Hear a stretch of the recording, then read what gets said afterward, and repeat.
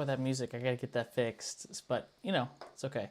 Hey, welcome to the first ever Forecast Files. This is a new podcast, probably gonna try it out, here over the next couple of weeks, see how many people watch, and we'll see how it kind of goes, and we'll test it out here. But this is going to be, where we're going to be able to interact a lot more and talk about the weather a little more in a different type of format. So we're going to go over the next couple of, actually, we have I've got a bunch of new stuff on here that I think you guys are really going to like.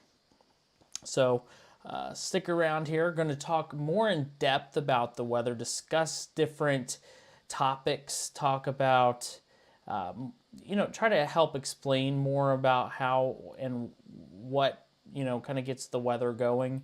And I really hope you guys look forward to it. But this will be 2 or 3 times a week, about a 15, 20-minute type of podcast type of deal. You can find it on Facebook Live or you can find it on YouTube. All Chris Phillips WX. So let's get started. So I wanted to talk a little bit about what we saw 2 days ago, and the first thing is I will say the storm system. Looking back on it, one of the things that we really lack around here is instability. To get the ingredients to have a significant tornado outbreak like March 2nd, 2012, or, you're thinking about, the 1974 tornado outbreak. All the things have to kind of align together and, create, the perfect storm. And, a lot of times we really struggle with instability. When we have a lot of wind energy around here, typically, just like what we saw, where we saw showers and storms develop with a little bit of energy and then kind of wipe out the rest of the energy for the day. So it's interesting to just kind of watch how the Ohio Valley really, plays out. It's an area where you can have some difficult forecasting. But, moving on here. But I wanted to talk about the 2 tornadoes that are confirmed so far. First off is Ohio County. That tornado was an EF1 tornado with max winds around 100 mile per hour. I'm looking at the wrong camera. EF1 rating, max winds of 100. The path length was about 100, or the max size of it was about 100 yards, and then the path length was about 3.4 miles. That, I believe, went from Kenya Road through, and it's kind of hard to see here, I think that was Milton Bear Road, something like that. If you're on here, you can correct me. But I think that's Bear Branch Road. It's Bear Branch Road is what it is. So it was just south and east Anthony there of Cross Plains, and just to the west, northwest of East Enterprise. I wonder if they still have a bank out there in East Enterprise. That's such a small little town there. Canaan, Cross Plains is small too.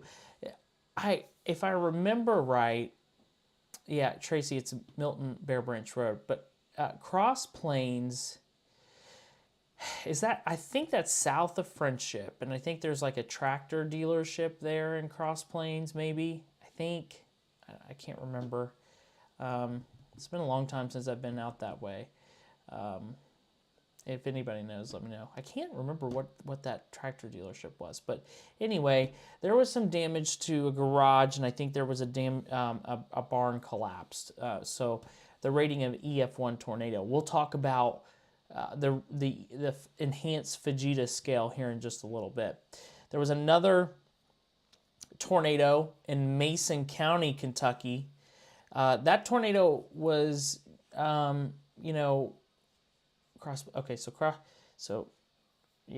near Holton. Okay, so this tornado was on the far northwest part of Mason County, Kentucky, just a few miles southwest of Ripley's where this one occurred. This was a little bit stronger tornado, still an EF1. Max winds of 105 mile per hour. Max path was about 300 yards.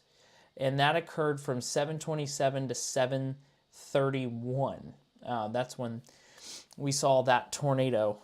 And, you know, there was another tornado that was just outside the area in Adams County. And that tornado was caused a lot of damage, and I think that's the one that I think everybody's kind of seen on the news here. So that was a doozy of a tornado. You know, we get these tornadoes around here, and I wanted to go. Let me go back here because I'm going to show you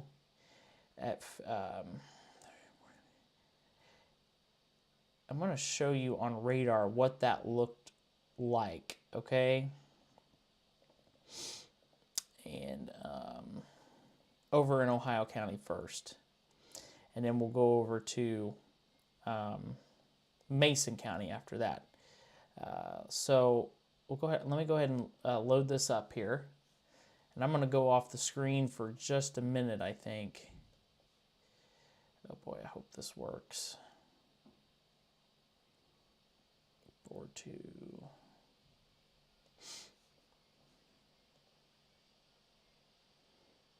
Out of sales, okay. Well, that's okay. So this is which one do we have on here? This was from 552. So let's go.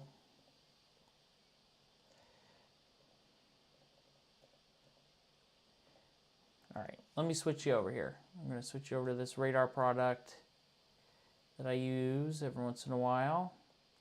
It may go dark for just a second, so bear with me. All right, let me bring this back. And all right, there. Hopefully you can still hear me. You should be able to. Okay.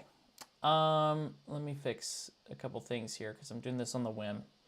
So this is what we were tracking. This was at, it's not giving me the, okay, this was at 358. We're going to go in tight here to Ohio County first. This was at 358. That tornado, let me make sure we got the time right on that tornado when it touched down. It touched down at 5:52. So we'll go back here. And this is what the radar looked like at 5:49. Okay? So you can see that the Bear Branch is right here, okay? So that's where that potential for a tornado would have been. Now, what I can do is we can kind of look at this thing in a little bit different view. Hopefully, it will let me do history again.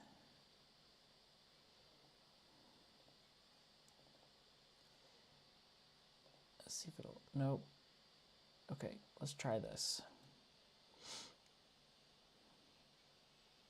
Next time I'll be a little more prepared. Yeah, but it's... Okay, it's going to. All right. So when we go over to velocity and look at this on velocity, so that'll be on your left here. And let's rock that back.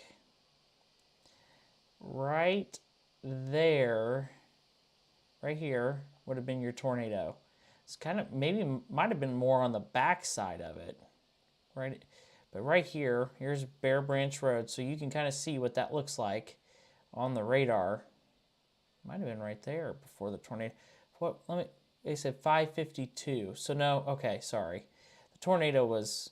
This is what it looked like on radar. 552, right there. And there's your little spin right in here. So let's see. ignore.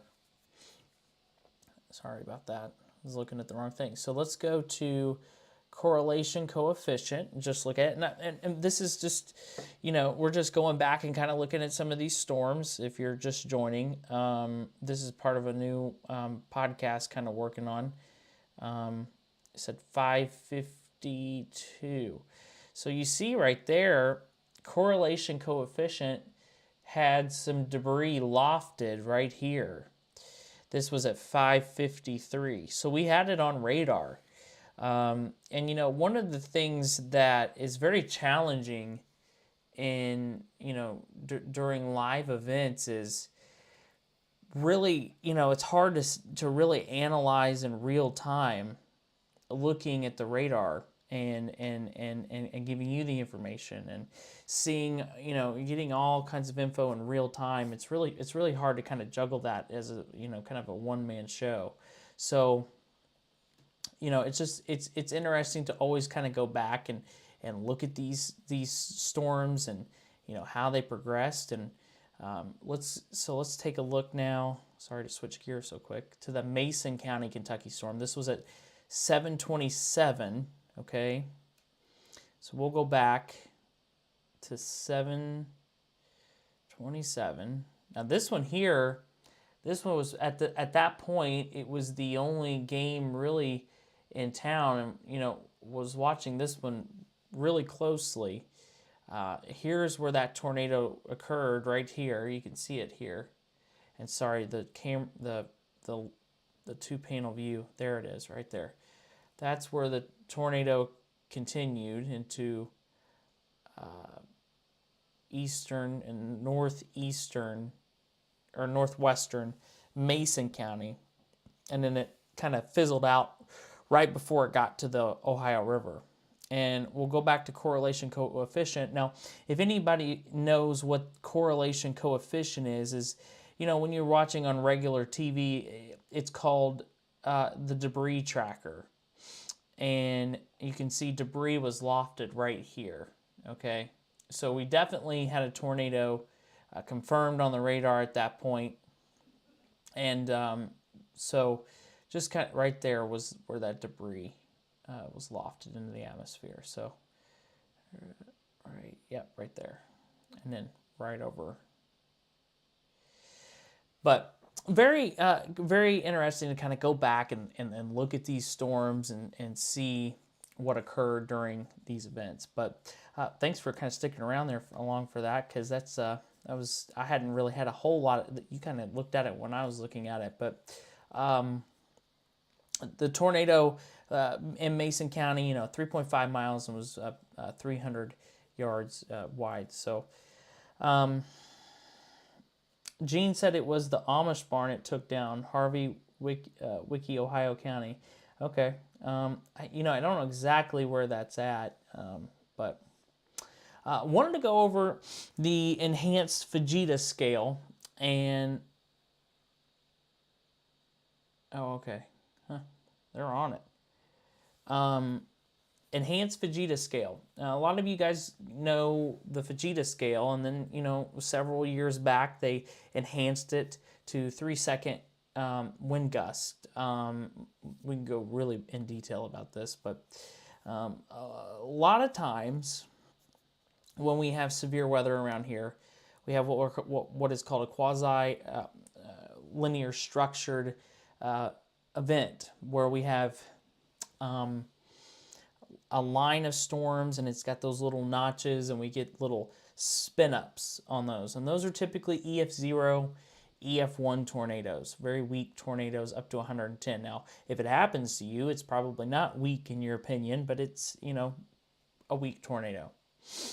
And then the EF2 is what we call strong. So when the National Weather Service or Storm Prediction Center wants to talk about where the potential for strong tornadoes, long track tornadoes, those would be EF2, EF3, EF4, EF5. The last time we saw anything at an EF4, EF range was back on March 2nd in 2012. That was when we had those devastating storms that hit Piner, and then also hit Henryville in Indiana. So just wanted to kind of go over those and how they kind of, and this is older, but this is kind of how they rate those. Weak outbuilding, EF3. I kind of convert, things here, concrete buildings. You can kind of see how this kind of, they kind of scale things. This was back with the F scale, not the EF scale, but it's a very interesting thing. They go out, National Weather Service, they go out there and survey the damage, and they've spent several days here surveying the damage, and they're still continuing to try to figure out, what's going on. Haven't seen anything yet for Scott, Washington, Jefferson counties in Indiana. Hopefully, we hear more a little bit about that here in the coming days. Gosh, we've already been on here for a little bit. Solar eclipse. Everybody's talking about it. If you got plans for a solar eclipse, throw them in here. Would love to chat about that. But so 100% totality is going to be in Connorsville, Greensburg, Hamilton, Versailles. If you're in Madison, Indiana, it'll be 99.9. Now, when we talk about totality, and I'm going to be specific here because I've got the time, the northern and northwestern parts of Jefferson County, Indiana will be at 100% totality. The far southeastern sections of Ripley County, including Cross Plains, will not be in totality. They'll be very far, very far. The very, very far skim of Dearborn County in the south will not be in totality. You'll have to go a couple miles up to the north. And the northwestern slither of Hamilton County, Ohio will be the only one in totality. And then the far southeastern part of Butler County will not be in totality. So hopefully that makes sense. You can see it on the map to make more sense for you. But the solar eclipse coming up. I got the telescope ready. Really excited about this one. I'll be out in southeastern Indiana to view. So, Gene, a couple horses got injured. Huh. I did get a message of somebody that did see that tornado in Ohio County too. Eclipse cloud cover forecast. Now I'll show you more about this in just a second, but there's a 30 to 40% chance of cloud cover. Typically, in this time of year, we see more cloud cover than we do sunshine. But right now, in my opinion, the viewing is in question for the solar eclipse due to cloud cover. So let's look at... hold on just a second here. I'm not going to be able to show you. But there's a storm center in the Midwest. It's just going to really depend on how fast we can get that out. I'm leaning more towards, it's going to take a little bit longer to get that out of here.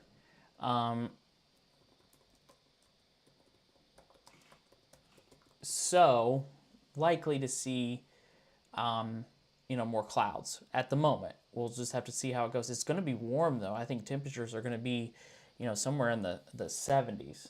And sorry, I'm trying to pull up the simulator for you, because you'll get to actually see what it's going to look like in your particular area, and it's really, really cool.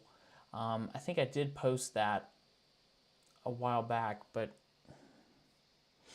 hold on. I'm going to actually show you in... Some of you guys, like Lawrenceburg, Aurora, are not going to be in the path of totality. But I want to show you what it will look like when you are in totality, or when the eclipse is coming through. So we'll kind of walk through this. Okay, so let's switch this over here. It's going to take just a second. Okay, so this would be in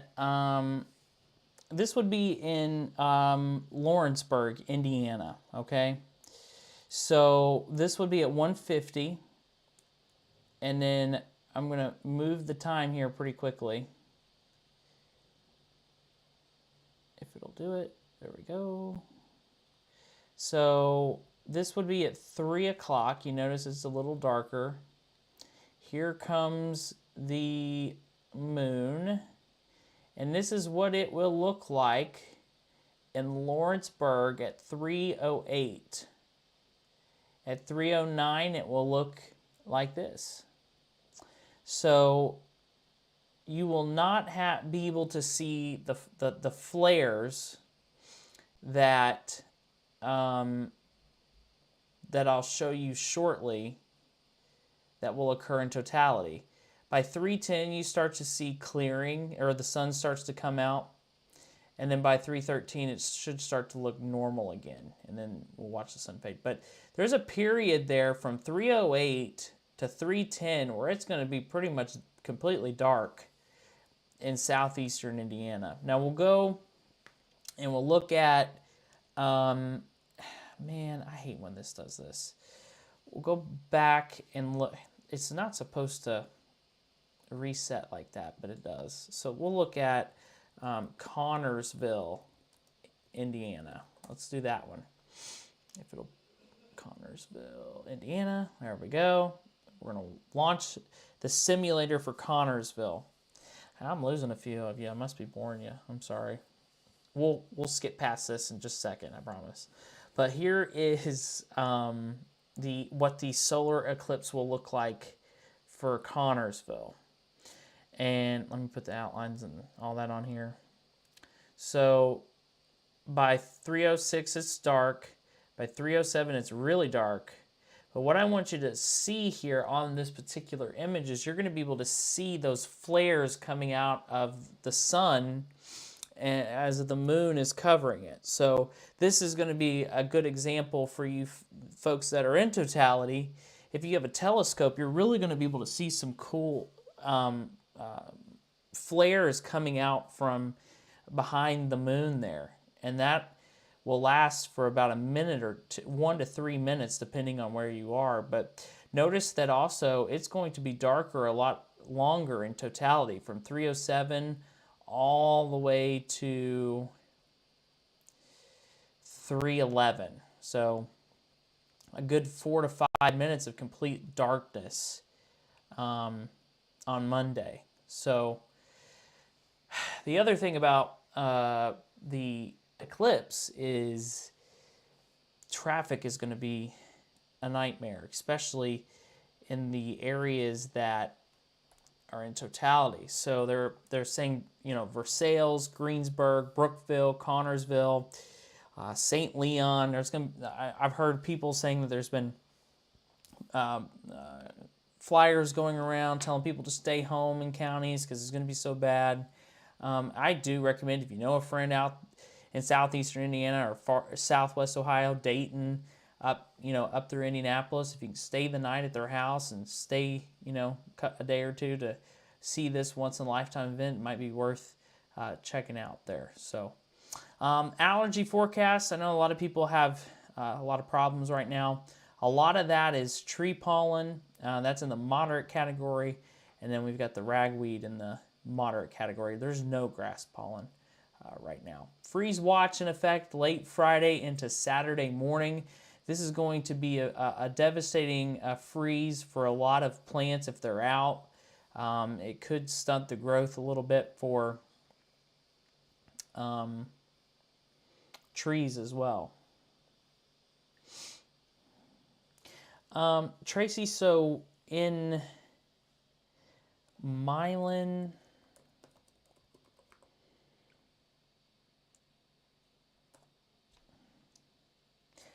you're in totality, and it should look similar to that.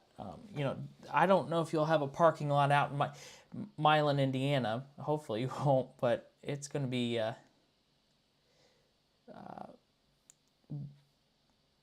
busy. I'm trying to, every time that I click a location, I have to zoom back in. But definitely, yeah, Milan's in it. You know, you're south of Batesville. You're right there southeast of Batesville. You'll be in totality for a good 2 minutes, almost about 2 minutes around that same time. So, and I tell you what, you follow me all the time, and I'll just go that extra mile, and I'll show you exactly what it looks like if it'll load. But anyway, we'll come back. I'll come back to that at the end. Freeze watch in effect late Friday night into Saturday morning. This will go to a freeze warning, and then we'll see, you know, very cold temperatures. So, hour by hour tomorrow, in the morning, temperatures in the 30s. It's going to be partly cloudy through most of the day tomorrow. It could be a little more clearing than what this graphic shows. We warm up to about 48, 49 by about 4 or 5 o'clock, and then the temperatures will slowly start to drop into the low 40s by about 10 o'clock. So that's your hour by hour. And then the Reds are playing the Mets tomorrow at 6:40. At 6 p.m. For first pitch is at 48. The 7th inning stretch, we should be about 75. And then since it's Firework Friday, it is going to be cold. Temperatures around 43 degrees, but I don't see any rain, so just bundle up if you're going to the Reds game tomorrow. Now, here's one of the new features for the forecast files, and so it's the long-range forecast, and I've got great news. Once we get through this cold stretch, we've got 2 more days of it, in my opinion, 3 more days of it, in my opinion. It needs to be in the 70s all year round, and I'd be happy. But tomorrow, 47, 48 the high, 56 on Saturday, 61 on Sunday. It's not going to be bad. And then, you know, the solar eclipse, 73 degrees. We've got to watch the cloud cover there. But then we go into a rainy period from the 9th through about the 12th with temperatures in the low 70s to the low 60s. And then we bounce back up into the 70s for several days as we go into the mid part of April. So it is going to be nice over the next 14 days. Once we get past this cold snap, the rainy period, we should start to dry out a little bit based on what I'm looking at here over the next several days. So, all right, let me go back here. I wanted to show you what it's going to look like there in the Morris Hill Milan area. Tracy, if I can pull that up. That should load.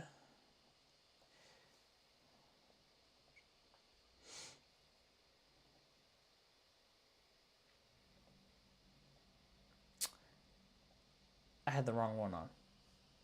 There we go. So this is at 2 o'clock.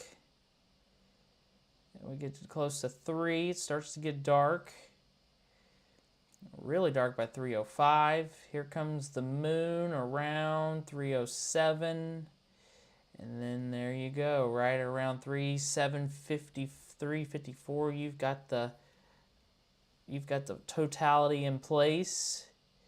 That moon starts to move once you get to about 3:10. So you're almost 3:07, 3:08. So you got about a little over 2 minutes of totality. And then by 3:10, 3:11, you are getting back to normal. And then you are back to normal by 3:15. So, well, not back to normal. By 4:25, the sun's back to normal. So, a couple of things to tell you that I forgot to tell you just a minute ago about totality. If you are in totality, you can actually take your glasses off and look up during the eclipse, during that minute to 2.5, 3 minutes. But then once totality is ended. Make sure you got it written down what time your totality period is. But once that's over, then you got to put your glasses back on. So, okay. Yeah, it'll be animals. You're going to hear animals going to sleep too. You'll probably hear the crickets and things like that. It'll be pretty cool. Okay.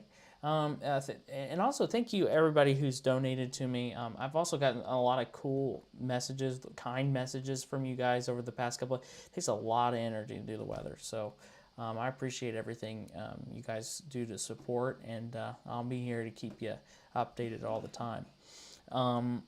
We'll try this out. I'm going to watch the viewership. By the way, we had over 49,000 people watch Monday into Tuesday for live coverage, which was pretty awesome. So I appreciate all the support that you all give. That's it here for the first Forecast Files. Been excited to kind of get this going. It'll get better as we go. Hope everybody has a great evening.